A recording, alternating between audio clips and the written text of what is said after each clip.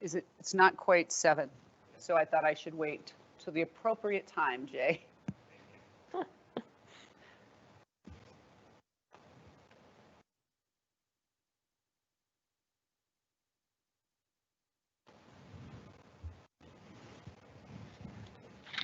Good evening and welcome to the Lone Tree August 4th, 2020 City Council meeting. According to State Executive Order D 2020-138, which recommends against government-held meetings of more than 10 people, the city is limiting physical attendance at public meetings to only essential staff, applicants, and elected officials. We will continue to provide access to public meetings via electronic participation for members of the public. All attendees are required to wear face coverings when entering and exiting the building and within 6 feet of another person. The city also implemented symptom monitoring measures for attendees, such as temperature checks and completion of the city's facilities health screening survey before entering the meeting. Members of the public join the meeting virtually from their computer or smartphone by selecting the link via the city website, cityoflonetree.com. For instructions to access our virtual meetings, you can check the city website. And if you would like to submit public comment during our virtual meetings, there are 3 ways to do so. Public comment can be submitted ahead of time. It is welcome during our virtual meeting on items that are not on our agenda or that are not scheduled for a public hearing. If you would like to enter public comment during our meeting, click Ask a Question in the sidebar on your screen and enter your name and address in the message window along with your public comment. Your name and comments will be read into the record by a staff member. These messages are not visible to other members of the public. If you would like to speak to council live using your telephone, please indicate that in the Ask a Question box and submit your name, address, and phone number. You will receive a call back from city staff and you can communicate your comment via phone to council. I want to let everyone know that this is not a question and answer period. This is the opportunity for you to provide feedback to council. So we will not be responding to questions, but we will be asking staff to follow up on any necessary items. So again, you have joined the Lone Tree Tuesday, August 4th, 2020 City Council meeting. I will ask our city clerk to call the roll. Councilmember Anderson. Present, virtually. Yes, thank you. Councilmember Carpenter. Present. Councilmember Shaw. Present. Mayor Pro Tem Brunick. Here. And Mayor Millet. Here. So our meeting is opened and I will ask everyone to join me in the Pledge of Allegiance. Stand and join me. I pledge allegiance to the flag of the United States of America and to the republic for which it stands, one nation, under God, indivisible, with liberty and justice for all. There are no amendments to our agenda. It is adopted as published. Any conflicts of interest? None. And None. thank you, Mike, virtually Mike. Any public comment? Nothing submitted ahead of time. Is there anything that has been communicated on the city website? Excuse me, on the Ask a Question. Mayor, I'm not seeing any requests for public comment. Okay, well, I will read our announcements, and if you see some public comment come in, we will revert back to that. For now, upcoming events at the City of Lone Tree, virtual arts in the afternoon, live with Bettman and Halpin on Wednesday, August 5th at 1:30. It's streamed virtually from the Lone Tree Arts Center main stage. Hazel Miller and the Collective, Friday, August 14th at 8 p.m. and Saturday, August 15th at 8 p.m. at the Lone Tree Arts Center Terrace Theater. That is a live performance.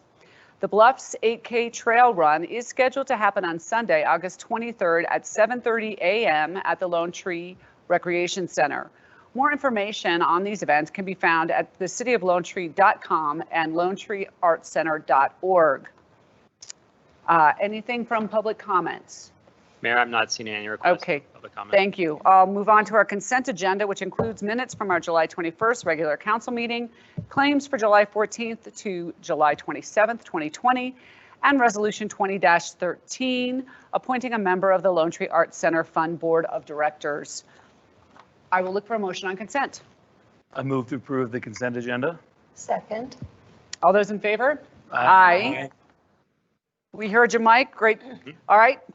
Moving on, Public Works, Ordinance 20-05, an ordinance repealing and reenacting Articles 1 through 5 of Chapter 15 of the Lone Tree Municipal Code concerning storm drainage, grading, erosion and sediment control, and floodplain development, adopting such articles and codes adopted therein by reference and providing penalties for violations. This is first reading, and Jacob James for Public Works is presenting. Yes, thank you, Mayor. Good evening. Good And evening. I Good evening, read Council. that all for you, so Helpful. now you don't have to. Yes, great.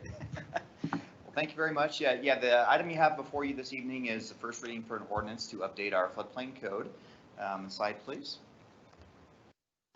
The main reason we need to update our code right now is FEMA is going to be adopting a new flood insurance study covering portions of the city of Lone Tree, which will become effective September 4th of 2020.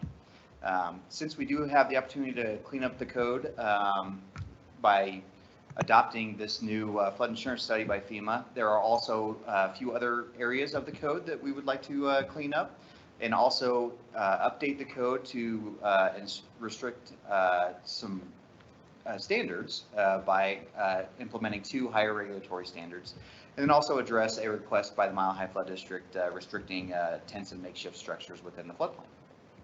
Slide, please. So the Federal Emergency Management Agency will adopt a new flood insurance study for several jurisdictions, including the city of Lone Tree, effective September 4th of 2020. With that, the city and these other jurisdictions are required to adopt the same study before that effective date. And the new flood insurance study for the city of Lone Tree will create new delineations for Happy Canyon Creek and Badger Gulch. Those new delineations, however, are minimal in nature, with some minor widening of the floodplain and some minor decreases in the floodplain. Slide, please. So this is just a quick map showing you some of the widths of the new floodplain. The purple, or the pink, indicates the area where the floodplain will be expanded, and the orange is areas where it will shrink. This update is a byproduct of the Happy Canyon Creek Major Drainageway Planning Study and FAD, which was commissioned by the Mile High Flood District and partner governmental agencies in 2014, of which Lone Tree was a stakeholder in that process as well. Slide, please. So there was a public process for this. FEMA provided notification on June 15th of 2017. A statutory 90-day appeal period started on June 29th of 2017 with publications in the Douglas County News Press. FEMA did not receive any appeals through this process, so we are moving forward with the adoption. Slide, please. So in addition, like I mentioned, there is a code cleanup effort with this proposal as well. Staff did identify some parts of the code that made a lot of sense to clean up while we have it off the shelf, if you will. One part of it is just changing the municipal address of the Public Works Department. Now that the Public Works Department is internalized, it's moved to the municipal building. And also going digital with submission of applications. Slide, please. A few more proposed changes. Staff does recommend striking equipment and storage yards as an acceptable use from the floodplain. This use is currently not in any part of the floodplains, and it's not anticipated to be in any of the future floodplains on the east side. So no real reason to have it in our code as an acceptable use. And also being consistent with the rest of the code by changing the violations for this section to $2,650. But rather than actually put that dollar amount in Chapter 15, it points to the applicable part of a municipal code so that people know what the violations are for penalties. Slide, please. So one of the first higher regulatory standards is 2 feet of freeboard that we're recommending to include with the code. The current requirement is 2 feet of freeboard for critical facilities and 1 foot of freeboard for all other structures within the floodplain. Our proposal is to make it 2 feet of freeboard across the board for all structures within the floodplain, just to make the code more clear and also provide that added protection if that need ever arises. Slide, please. So the impact really of this 2 feet of freeboard is very minimal because the code does not allow building within the floodplain anyways. So it would be through some sort of variance process if the need were to arise. And if that did actually occur, this higher regulatory standard would just enforce safer building in that scenario. A benefit would be if the city were to join the community rating system through the National Flood Insurance Program. This higher regulatory standard provides the city more points for the stricter floodplain code, and also provides a higher discount for residents if they were to purchase flood insurance on their own anyways. Next slide, please. The second higher regulatory standard that we are proposing is 0-foot floodway. The current requirement is a 1/2 foot of allowable rise if you were to fill within the flood fringe. What we're proposing with this is still the potential is there to fill within the flood fringe. However, you would be restricted to no rise whatsoever due to the fill activity. So that is a higher regulatory standard. And slide, please. Again, minimal impact to any kind of development with this, just because the restrictions on any activities within the floodplain are minimal to begin with. So we'd be looking more of a variance process. And the other part of it is once you start doing anything within the floodplain, the tolerances are so low to begin with, there's likely a need for a bigger process like a clomer to change the maps if the need were to arise to do any kind of filling within the fringe. And the same benefit would be there if we join the community rating system of providing higher regulatory standards, safer building in the community, and also a better score with the community rating system, which would result to discounts for people that wanted to purchase flood insurance. Okay, slide, please. The last item you have before you this evening is a request by the Mile High Flood District. And the main reason for this request is the Mile High Flood District obviously does a lot of maintenance in drainage ways around all over the jurisdictions around the Denver metro area. And they've run into some pretty nasty health issues with cleaning up some campsites that have been left behind. And not only is it hazardous for the people that have to clean them up, it's also dangerous. It's costly, and just a good reason to put this sort of restriction in code, so it's more easy to enforce when something like this is come upon. The district has modified their floodplain code already, so they are requesting the jurisdictions within their boundaries do the same. So that's what this is, and they're going to be knocking on our door if we don't do it. So one way or another, either we do modify it or we provide the explanation on why we don't. Slide, please. So before you all tonight, the proposal is in section 15460 of the code, under uses prohibited, this additional language be added: tents and makeshift structures, enclosures, or other shelters used for human habitation, except in locations expressly permitted by the floodplain administrator, and having adequate sanitation facilities and flood evacuation plans. So that is what we have proposed for the code rewrite for this part of the request. And slide, please. With that, I'll answer any questions that council may have. Thanks, Jacob. And again, another great presentation. I know we did hear this in study session 2 weeks ago, Council, but I don't know if any other thoughts or questions have come up since then. Okay, let's give Mike virtually an opportunity. Mike, any additional thoughts on this topic from you? None, but it is important. My past experience with Southburn Parks and Recs, this issue of tents, along the drainage areas, can be a serious safety problem. So I'm glad to see we're moving forward with it to promote safety in our area. Great, thanks, Mike. Okay, I think we're good. Our next slide is a suggested motion for you. Yes, wonderful. Okay. I move to approve ordinance 20-05, an ordinance repealing and reenacting Articles 1 through 5 of Chapter 15 of the Lone Tree Municipal Code concerning storm drainage, grading, erosion, and sediment control, and floodplain development, adopting such articles and the codes adopted therein by reference, and providing penalties for violations on first reading. Second. All those in favor? Aye. Wonderful, unanimously approved. And again, Jacob, thanks for the great work on that. Moving on in the Public Works agenda is Resolution 20-14, a resolution approving an IGA between the City of Lone Tree and the Board of County Commissioners, Douglas County Commissioners for 2020-21 snow removal. And this is always a very important IGA for the city, Justin. So let us know what great deal the county is giving us this year. Good evening, Mayor and members of council. We're going to do exactly that tonight.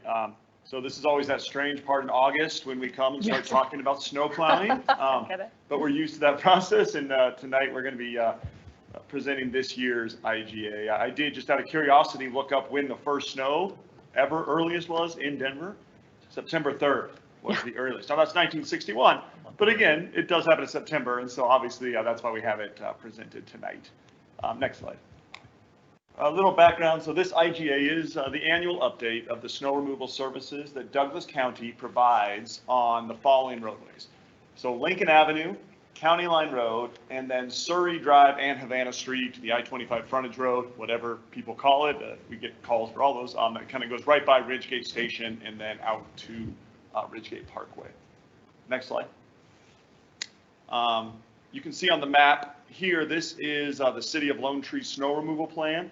The streets that are shown in purple are the streets that are conducted, and the snow removal is conducted by Douglas County.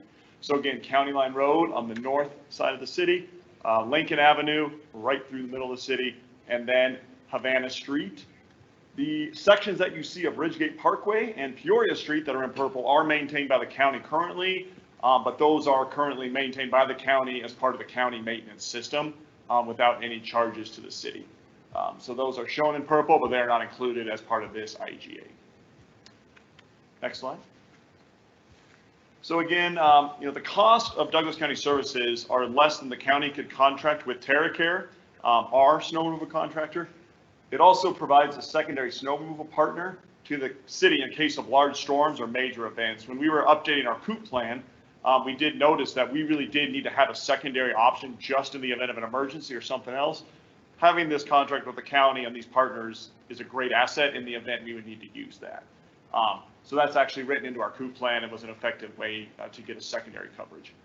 Douglas County is also able to perform snow removal activities on these roadways at a much greater efficiency because all these roadways continue really outside of the city, and maintenance of these roadways goes beyond the city border. We talk about this in transportation. If you're driving down Lincoln from Highlands Ranch into Lone Tree to the freeway, you want it to be consistent as much as possible. And by the county doing this maintenance, they get that consistency of that roadway condition.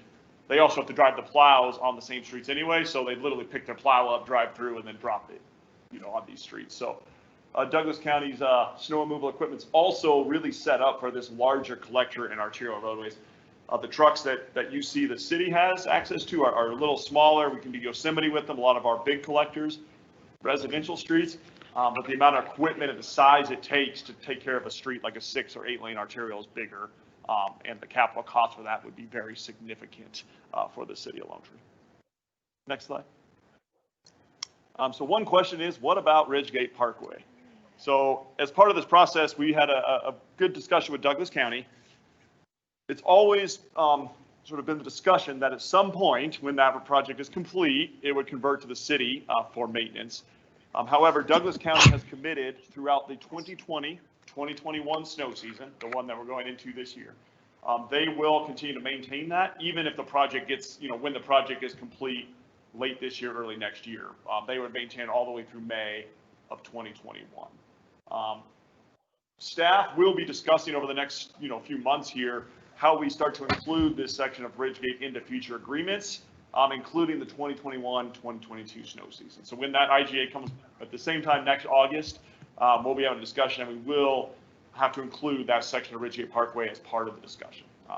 But it is not included in this year's IGA, and that cost of maintenance has been agreed to by Douglas County. Next slide. So again, the great deal, the cost. So you can see I broke down the cost for the last few years just to give some context to the number. So in 2017, 2018, and 18-19, the cost was $248,432.20. It then was reduced slightly in 19 and 20. We were excited about that. We think there might have been a little math error, but that's, you know, when they redid it this year, sent us all the numbers. This year's request is $247,000, 264 again, the 20 cents. So somehow that 20 cents is always there. Never goes away. Yeah, it's all, Never 20 goes cents away. is consistent. Interesting. The other numbers change. It's cool. But again, this is consistent. We've reviewed the numbers. It's based on the amount of lane miles that they're maintaining for us and what it costs them, and is very consistent with the charges that they provided over the last several years. Next slide. I think we might be to the question slide. Yeah. So any questions on the IGA or the maintenance or anything? Questions for Justin? No. No, Kath? I only had one question, that within the budget, have we allocated about the same amount for the rest of this year and next year? So there's been no change to that line item for us? Okay. This year and going into the beginning of next year, we'll have to talk About the it from- 2021 budget, how we try to estimate the RidgeGate Parkway impact possibly. Got it. Thank you. Okay, Mike, any questions? Nothing here. Okay, well, it's a smoking good deal for us. I will say that. And I think the next time we see our county commissioners, we need to say thank you, particularly for their maintenance of RidgeGate Parkway this year. Yeah, I will say their maintenance on Lincoln, those streets is very high level. Excellent. Excellent. It is excellent. They have a great team there. So I don't have any questions, but I will look for you want to put the Yep, motions? and the motion should be on the next slide. Slide up. There we go. I move to adopt Resolution 20-14, a resolution approving an intergovernmental agreement by and between the City of Lone Tree, Colorado and the Board of County Commissioners of Douglas County for snow removal. Second. All those in favor? Aye. Unanimous. Thanks, Public Works, for a great job tonight. Good stuff. Okay, let's see if you can keep up, Kristen. Administrative matters. These are exciting. Now, this is another wonderful IGA with our Douglas County Commissioners, so we owe them a coffee the next time we see them. This is Resolution 20-15, approving an intergovernment agreement for the CARES Act local government distributions. And our awesome Deputy City Manager is going to shed a little light on this topic. Thank you, Mayor and Council. And yes, this is great news that I am excited to share with you this evening. Next slide, please. As we have discussed a couple times with City Council, we were excited that Douglas County was eligible to receive $30 million approximate dollars in CARES funds from the Colorado Department of Local Affairs. If you remember, Douglas County didn't initially qualify based on the size of our population, but the state did end up doing a distribution, and Douglas County is going to receive over $30 million. After that was announced, the county and the jurisdictions worked really collaboratively to come up with an agreement where the county would then distribute some of that money down to the local municipalities. And that agreement was approved by council in June and has been submitted to DOLA.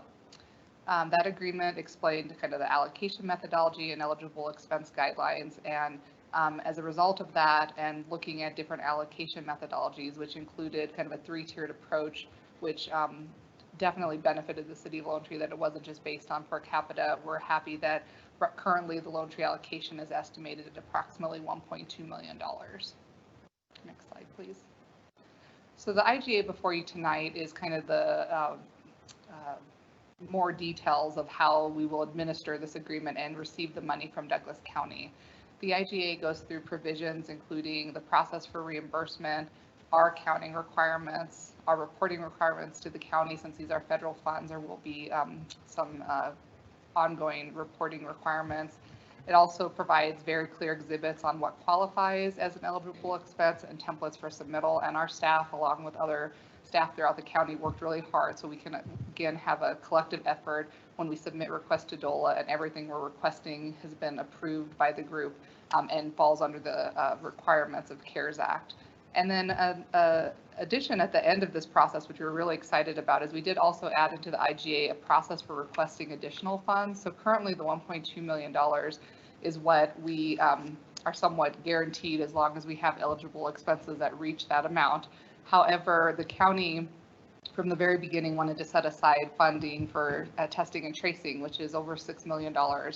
And we have that available to use as needed, and we'll use it. But if for some reason towards the end of the year, if we determine that there's additional funds that weren't needed, there's a process where we can request additional funds if we have more eligible expenses than what our allocation was.